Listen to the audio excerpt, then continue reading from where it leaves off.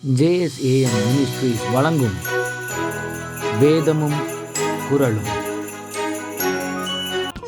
இன்றைய வேதவசனம்: மரணமும் ஜீவனும் நாவின் அதிகாரத்தில் இருக்கும், அதில் பிரியப்படுகிறவர்கள் அதன் கனியை புசிப்பார்கள்.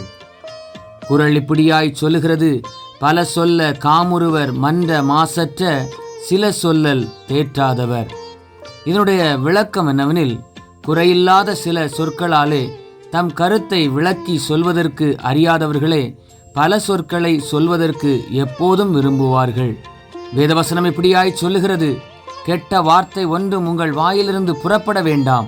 பக்தி விருத்திக்கு ஏதுவான நல்ல வார்த்தை உண்டானால் அதையே கேட்கிறவர்களுக்கு பிரயோஜனம் உண்டாகும்படி பேசுங்கள். சிந்தனைக்கு தூற்றிக்கொண்டு திரிகிறவன் இரகசியங்களை வெளிப்படுத்துவான்.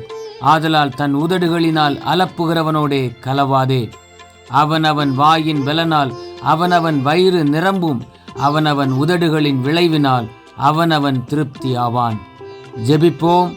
இரக்கமுள்ள பிதாவே, இந்த நாளுக்காக உமக்கு நன்றி.